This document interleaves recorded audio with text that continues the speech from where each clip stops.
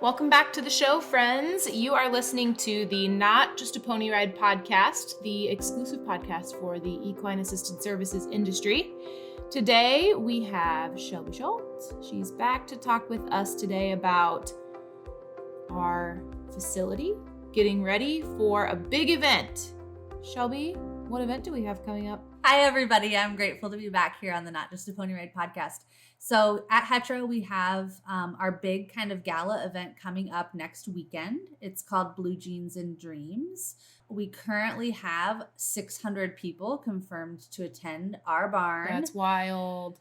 Next Saturday.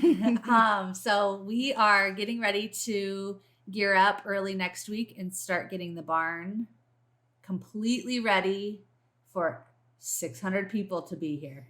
For 600 people to comfortably eat supper in our arena, which if you're a horse person and you're thinking about that, you're like, whatever, I eat my Jimmy John sitting on a hay bale. But it's going to be the general public, right? Mm-hmm. 600 of, Omaha area finest donors, folks, that are going to be in our barn and happy to support us. So we wanted to talk a little bit today about how we put sort of our best foot forward when it comes to managing the general public in your facility. And that could be anything, right? Yeah. It could be events, like big events like this.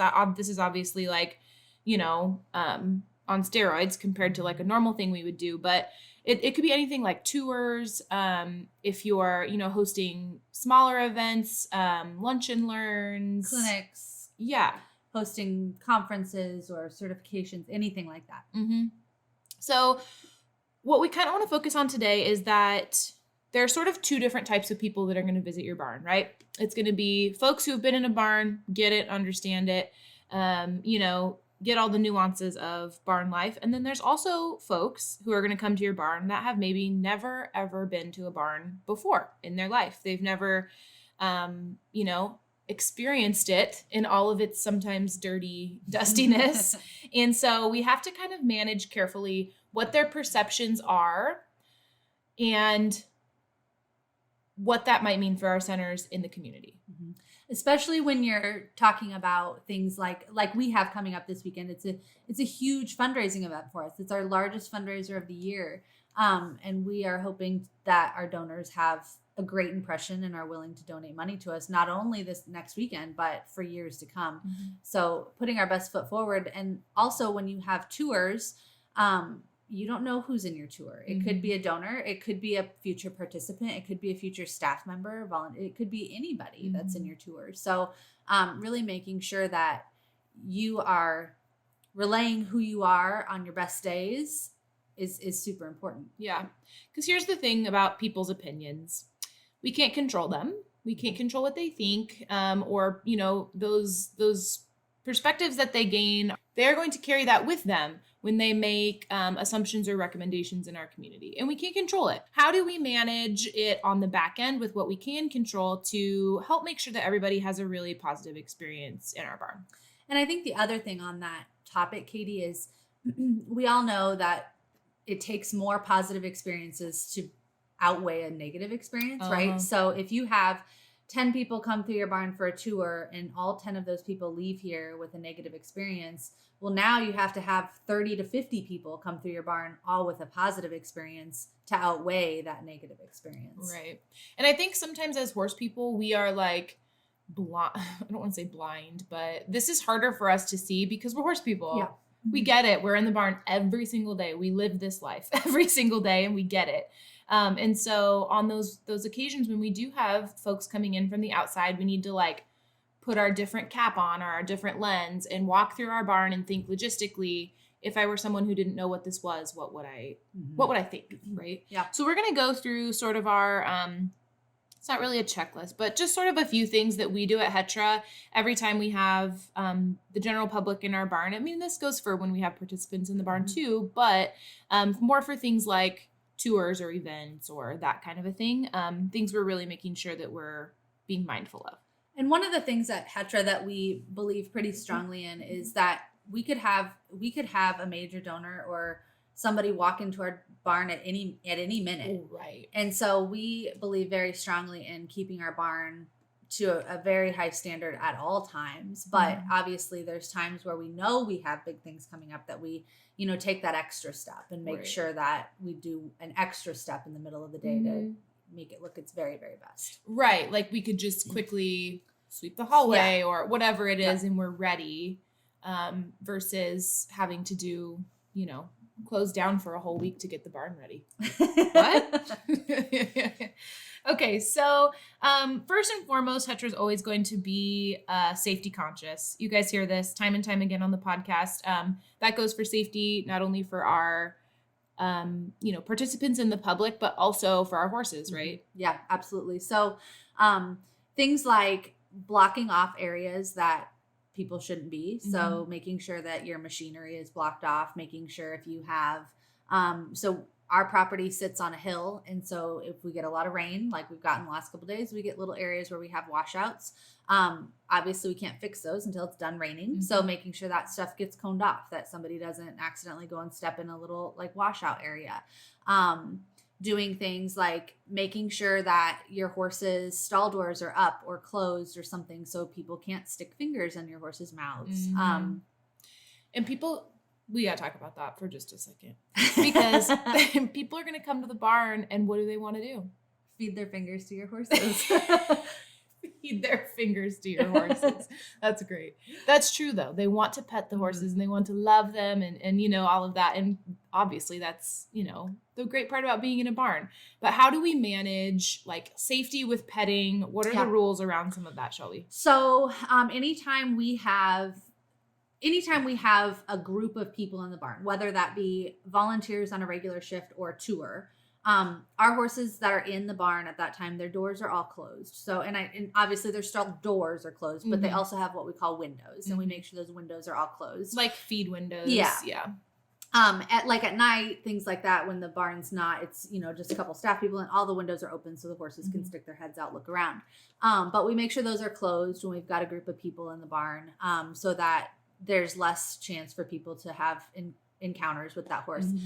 We also do a lot of training with our volunteers who are here on a regular basis about how to respectfully pet and interact with our horses. So we have a pretty strict rule of we don't stick our hands through the stall bars. That's our horse's personal space. Do you want somebody sticking their hand in your bedroom all the time? That's just rude. So we have a pretty strict rule on that. And then when we do allow people to pet on a tour or something like that, we'll open the window of a horse that we know likes that kind of interaction. And then we ask to pet on the neck. So we ask people not to pet on the face, obviously down by their mouth, their eyes, that kind of thing. And really try to pet on the neck, where the horse doesn't feel like somebody's in their personal space. Yeah. So on that note too, it's just inevitable. Every horse that works in this industry likes people, right? To some degree. They should like people, right? But there are just going to be some horses that are more social than others or enjoy that interaction much more than others. Can you talk about how we kind of advocate for our herd members when we have events like this? Yeah. So anytime we have a big event coming up like this, or we do one in the fall that we call Stall and Treat, where we dress up the horses and the kids all get to come in their costumes. If we have horses that don't love that kind of interaction, we try to leave them outside. Yeah. So as long as the weather's cooperating, we let them stay outside for the duration of that event so that they don't have to be inside and stress about that. All of our horses here do like people, but some of them don't necessarily like the big crowds of people. Right. That can be really stressful for them. So identifying which horses are going to be comfortable in that environment. Our horses have a stressful job every single day. We do not need to add undue stress onto those horses that don't enjoy this kind of thing. And I can tell you, we have horses in our herd that thrive on the crowds. They absolutely love it. Their heads out the whole time. They're right at the stall. They're like, they just want to be interacting with these people. So I think really advocating for that. If you have horses that have maybe like typies or vices that the general public is going to have a hard time understanding, right. That's going to be something maybe that horse stays outside. So we have a couple of cribbers in our herd. And that's a really hard thing to understand and describe to somebody that's never been around horses before in their life. It provides an opportunity for education, right? But I think during a lot of those tours or whatever you're doing, you want to spend your time just, walking around the barn and enjoying it and not getting diverted on a 20-minute conversation about cribbing, which can happen. Yeah. But so the other thing I want to talk about on that a little bit is we're all therapy and assisted services programs. So we have some older horses in our herd, or we may have some horses in our herd who have some health concerns that we're managing, hopefully. They're getting great vet care. But it's something that maybe their appearance, they don't look like they're 8 and shiny and, in perfect shape. So we have a horse that he absolutely loves people. He's one of those that really thrives on the crowds. He loves it, loves it, loves it. He has very significant metabolic status. So we work with the vet on a very regular basis. He's getting the best care that he can, but his weight is hard to control at times. And so we have a sign on his stall that says, hello, this is my name. I really enjoy people. I'm glad you're here to see me. I do have a condition. It's being treated by our vets. We work closely with them. If you have any questions, please ask. And it's myself or the horse manager or somebody that's on that. So, he still gets that interaction. We're not trying to hide him from the public. He's getting the absolute best care he can. But that we're also giving the people this resource to go to ask the question. So if they have the question, they can say, and a lot of people are going to look at it and go, oh gosh, he's an older guy. They're working with the vet. What a sweetie. Yeah. And they're going to move on and it is going to be what it is. People have had older dogs or cats. They understand older animals, but people that do have questions know where to go to. And if they want that information, I'm happy to talk with them about what that is and help provide that information. So signage, getting those things kind of set up, especially if you've got older horses. Or horses that maybe have like new horses in our herd. Yeah. Like we have quite a few new guys in our herd right now, which is exciting. And a lot of them are still trying to settle in to the busy kind of barn environment. And so we do have one horse that has a sign that says, I think it says please don't stop and stare at me. Or something. Please don't stand by my stall. He just loves attention. And he loves people, which is going to make him great at this job. But if you stand in front of his stall, he thinks your attention should be on him. And so he might paw at the stall wall, do something because he's trying to get you to engage with him. And we're really trying to eliminate that kind of behavior and get him just to settle. And so we have a sign on his stall that says, I'm new here. I'm trying to settle in. Please be respectful of my space and do not stand in front of my stall. Yeah. And so it just reminds people to kind of, give him a little bit of extra space so that he has time to figure out what his job needs to be. And I love that because we're advocating for our horses' safety, mental health, and ultimately their longevity in our program, right? And so having signage up like that is... we love signs at Hetra. You walk through our barn, there's a sign for everything. But it really does help the public stay informed and help our volunteers stay informed because never in a million years could we communicate that verbally with everybody and have everybody, remember that all the time. So it just helps everybody stay on the same page. And the thing you have to remember too is that if somebody's at your barn, if they've come to your barn for a tour or they've come to your barn for an event, they're already bought into what you're doing. Right. So giving them some additional information, they're going to be grateful for it. Right. You're just continuing to build that relationship. And so that's always a good thing. Are you looking for a leg up in communicating more effectively with participants in your therapeutic riding and EAL lessons? Teaching Aids for EAS comes to the rescue with a range of more than 70 visual aids designed specifically for our industry.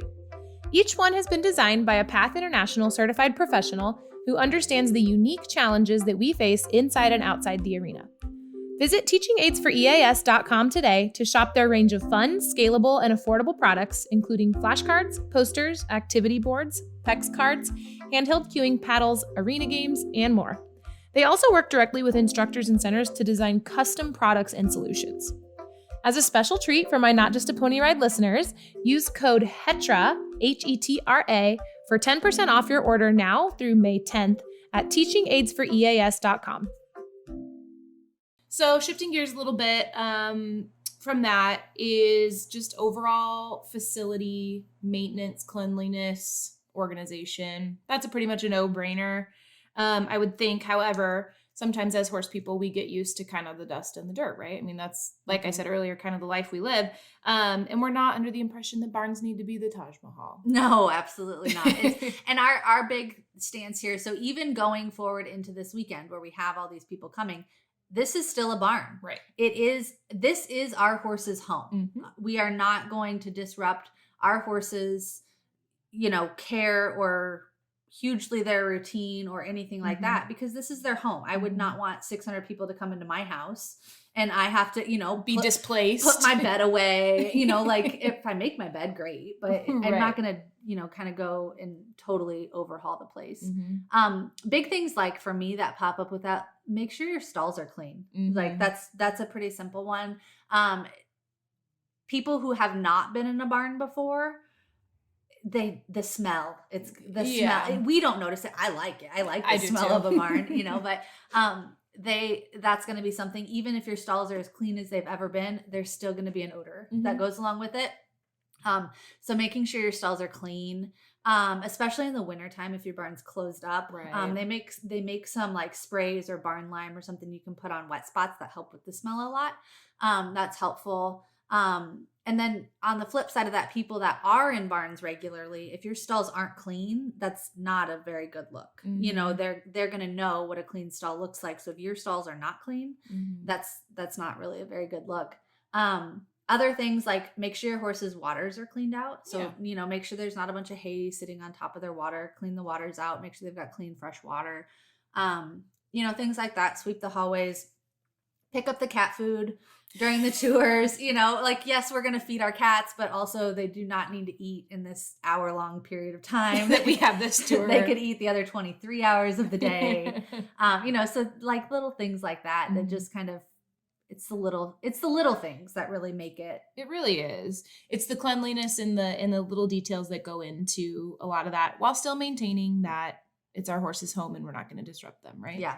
So any other sort of parting advice you have for people, getting your facility and your team maybe ready for a tour or event or something? Yeah. I mean, like you said, it's the little things. I think get your barn ready as much as you can, and then walk out and walk back in with a critical eye, and kind of look at those things. Like, did the trash get taken out? Is the hallway swept? Things like, are the halters hung nicely on the stalls? So that does make a difference. It does. Too. It really does. If you walk into a barn and all the halters are hung nicely and the lead ropes are coiled up and it looks nice for it. This is going to sound like very type A, but like I remember coming to Hetra for the first time ever, and I hung the halter like, I don't know, by like the ring or I don't know, something. I hung it kind of funny. And someone walked by and said, at Hetra, we always hang our halters by the noseband. And I was like, okay, Hetra, but now that I've been here forever, it's like you walk down our hallway, all the halters are hung by the noseband, and it looks so nice. It does. It just goes a long way. And in the summertime, make sure fly boots our fly boots get hung on the front of the stalls. In the wintertime, the blankets get folded up and hung on the blanket bar. Our grooming boxes are put away in nice order. Like things, it's just little things like that that really kind of drive the details home. I would just encourage everyone to take a lot of pride in your barn, because what we do, our work is really, really important. And we are a equine industry that is more vulnerable to the public eye and open to the public eye a lot more than any other equine industry, I would wager to say. So just take a lot of pride in your barn and the things that we have to make our program run, and that'll go a long way. Yeah. All right. Well, thank you for visiting with me today, Shelby. We are off and running to get ready for this big event. If you want to learn more about our Blue Jeans event or anything like that, give us a shout. I'll also link in our show notes the paid landing page to our website to learn more about our event. Yeah. If you want to take any notes, and we're happy to chat. So thank you very much. Thanks, Katie. That's all for today. But until the next episode launches, scroll down to the show notes and click on the link to get plugged in with us on Facebook, Instagram, or our exclusive educational club at Patreon. This podcast is presented by Hetra University, the educational arm of Heartland Equine Therapeutic Riding Academy in Gretna, Nebraska. Hetra University's mission is to provide high-quality educational offerings to the EAS community. Check out all the Hetra University has to offer at www.hetrauniversity.org.